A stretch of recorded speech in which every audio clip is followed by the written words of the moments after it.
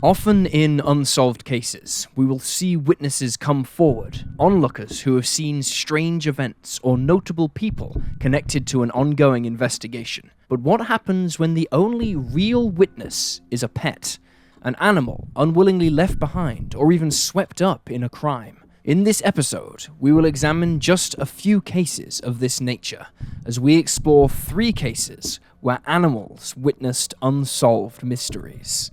But first, I'd like to thank Purple Garden for sponsoring today's episode. If you're interested in astrology, psychic readings, or tarot readings, then Purple Garden is an exclusive site for you. You can choose to connect via text, phone call, or video call and speak to any one of hundreds of advisors who have all been vetted and voted for by you. Each one of the advisors has a video bio where they explain their experience, history, and specialization, with some offering angel readings and dream analysis as well. If that sounds like something you are interested in exploring, you can try it out today by going to trypurplegarden.com/coldcasedetective or clicking on the link in the description box below. As an added bonus, new Purple Garden customers can get a first deposit of $10 matched by using the code COLDCASEDETECTIVE. And now let's dive in with today's mysteries.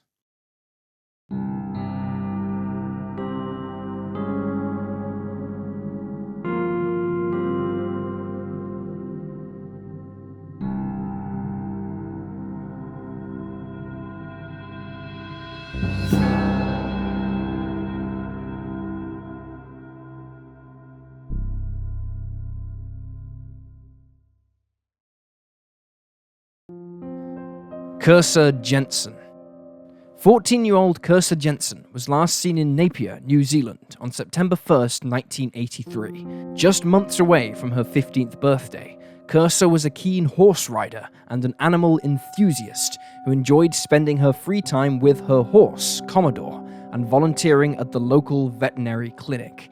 Between 2:45 and 3 p.m. on the afternoon of September 1st, Kirsa collected Commodore from his paddock next to her home on Riverbend Road and rode out to Awatoto Beach. The 14-year-old was last seen alive at some time after 4 p.m. near an old World War II gun emplacement near the mouth of the Tutakuri River, where she was described as having a bloodied face. At this time, she still had Commodore with her. When Kirsa failed to return home at 5:30 p.m., her family grew concerned and notified the authorities of her disappearance, though no trace of Kirsa was ever located. Not long after she vanished, however, her horse, Commodore, was recovered. Unfortunately, finding Commodore did not give investigators any useful clues. He appeared to be wandering aimlessly near the river bridge. The initial search for Kirsa was called off at 11:30 that night and began the following morning again at first light. Subsequent searches were aided by local volunteers, and although the local river and other waterways were explored, no evidence which would lead investigators to the 14-year-old was ever found. On September 6th, a $5,000 reward was offered by the Daily Telegraph for any information leading to Kirsa's recovery, but the money went unclaimed. Various psychics and mediums gave their perspective over the years, but have been described by detectives as unhelpful. Investigators initially believed that Kirsa may have fallen from her horse after they found parts of a bridle and hoof prints near the World War II gun emplacement, and, once witness sightings began rolling in, theorized that something untoward had happened to the teenager afterwards. Perhaps one of the most notable sightings in the case was of a young girl matching Kirsa's description near the World War II gun emplacement. The girl was being held at arm's length by a European man who is described as being 5'9" and between 45 and 50 years old. The same passerby noted that a white utility vehicle or truck with brown sides was parked nearby. Another witness claimed to have stopped and talked to Kirsa at this same spot, and they reported that the 14-year-old had a bloodied face.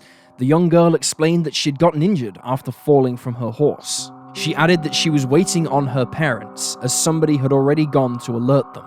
The last notable sighting came from a witness who stated that at 4:30 p.m. he had driven past a white utility vehicle coming off the bridge. He described the driver as a white man with brown hair, around 20 to 30 years old. He reportedly had his arms around a girl in the passenger seat as he drove with one hand.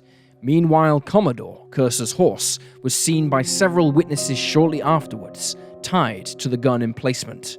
Over the years, several leads, confessions, and suspects came to light, but none led to Kirsa. An orchard worker named John Russell told the police that he had seen the 14-year-old with a bald, middle-aged man near the beach. This man was never located, however, and investigators began to instead suspect that John Russell was trying to throw them off his trail. Russell had a previous conviction for rape and later identified himself as the man who was seen with Kirsa at the gun emplacement. Although his home and vehicle were searched, no evidence was found which would indicate the young girl had been present. Police did, however, recover rope from an awning, which Russell had been tasked with getting rid of on behalf of his employers. This same rope had been used to tie Commodore to the gun emplacement. In 1985, 2 years after she'd vanished, Russell took responsibility for Kirsa's disappearance and admitted he'd taken her life. However, he recanted shortly afterwards, and no charges were ever laid against him. 7 years later, in 1992, Russell took his own life.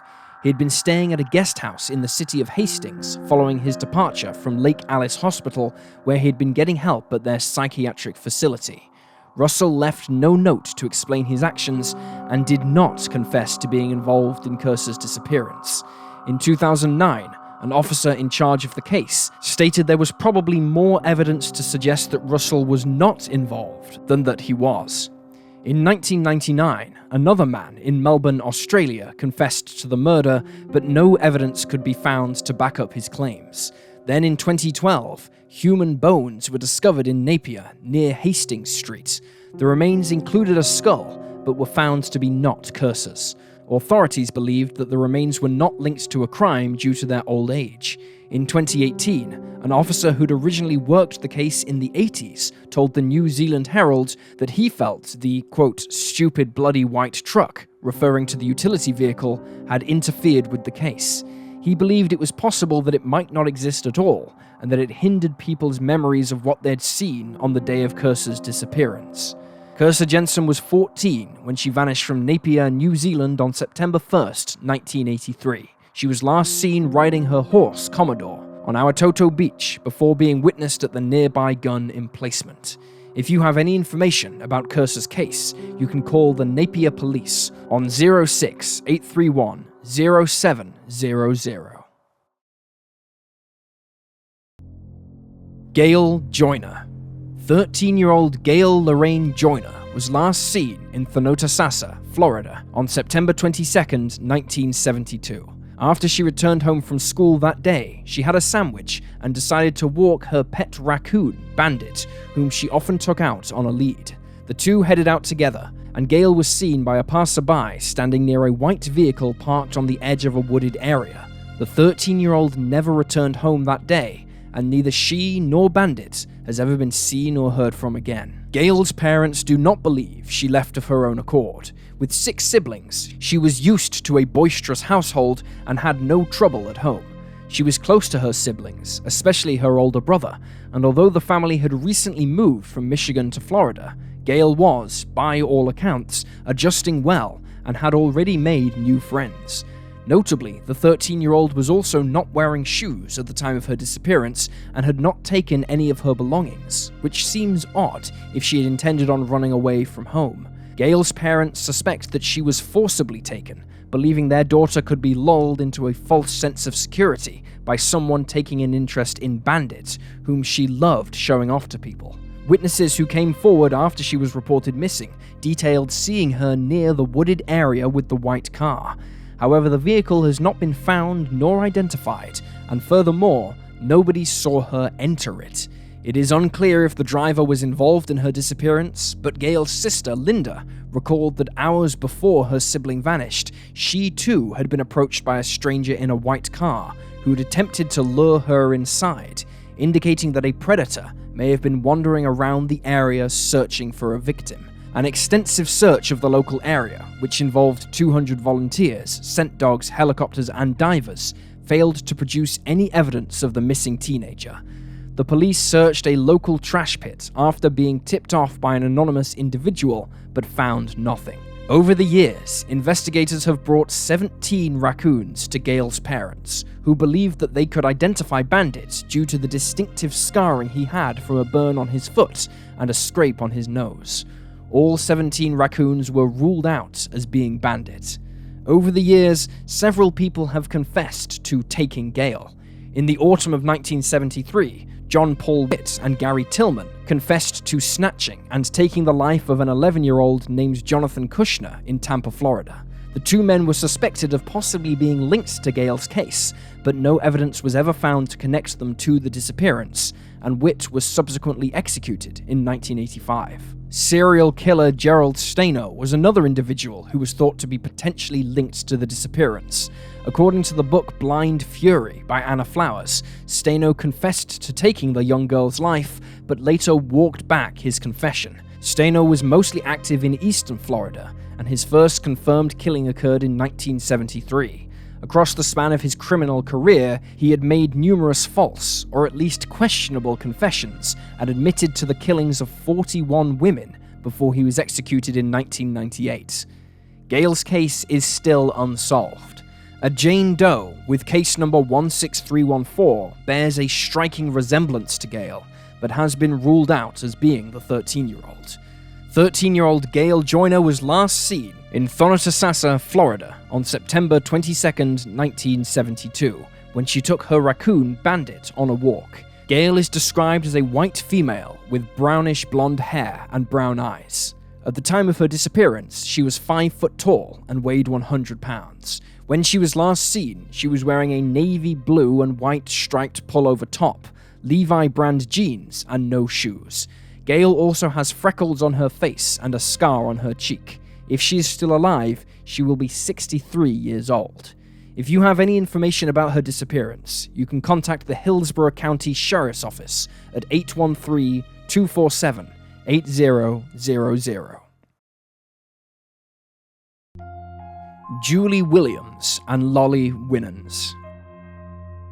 On May 19, 1996, 24-year-old Julie Williams and 26-year-old Laura Lollie Winans set off on a hiking trip in Shenandoah National Park, located in the Blue Ridge Mountains of Northern Virginia.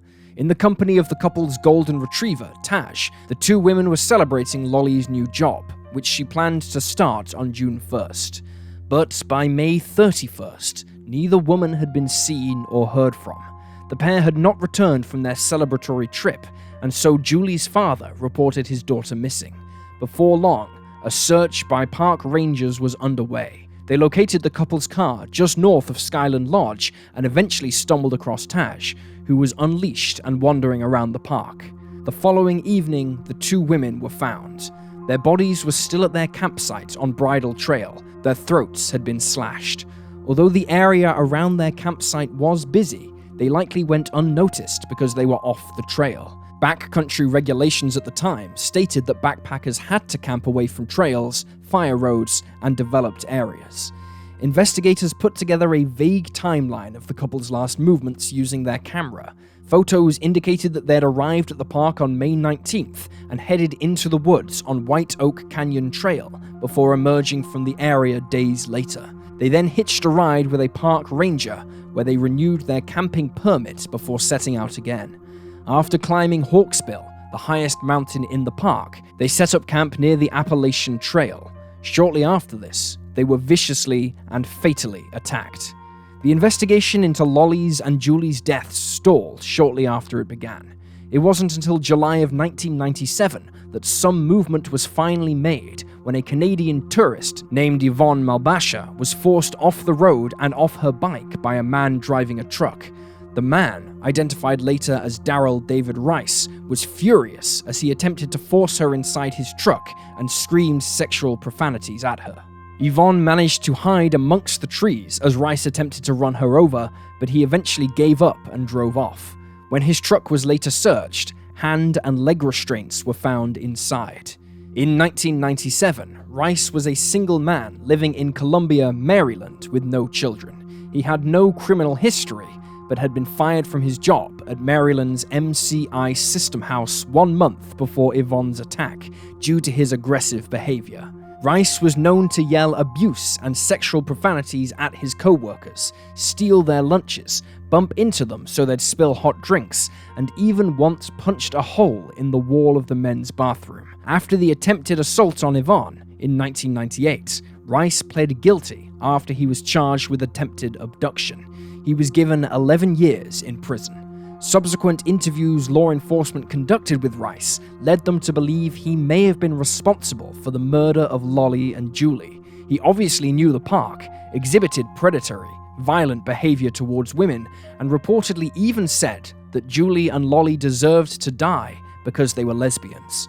Furthermore, Ruesch had been caught on CCTV entering the park on May 25th and again on May 26th, although he denied being in the area on those days.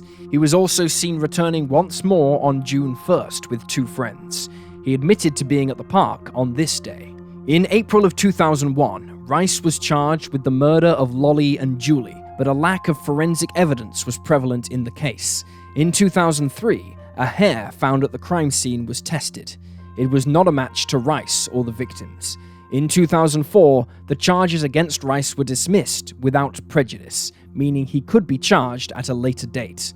Ruesch was released from prison in 2011, and nobody has been charged with Julie and Lollie's murders.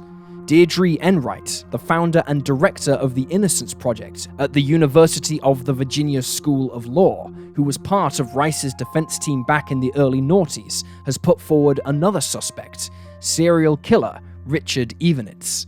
Winans had been convicted of indecent exposure in 1987 and was known to abduct and molest victims. His victims included 16-year-old Sophia Silver, who vanished from Spotsylvania County, Virginia, on September 9, 1996, 15-year-old Kristen Lisk and her 12-year-old sister Katie, who disappeared from their front garden on September 1, 1997, and 15-year-old Cara Robinson Chamberlain, who vanished from her friend's garden on June 24, 2002, from Columbia, South Carolina.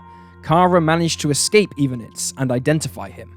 Winans subsequently fled the state and killed himself as law enforcement surrounded him in Florida. Winans has never been connected to the case, and investigators have yet to compare his DNA with that which was recovered from the crime scene. So far, the case remains unsolved. Laura Lollie Winans, 26, and her partner, Julianne Julie Williams, 24, were last seen on May 24, 1996, in Shenandoah National Park, Virginia. They were found dead on June 1st. Lollie is described as a white woman with a height of 5'8" and a weight of 160 pounds, while Julie is described as a white woman with brown, medium-length hair. She was 5'9" and weighed 125 pounds at the time of her death. If you have any information about their case, you can contact the FBI Richmond Division at 804-261-1044.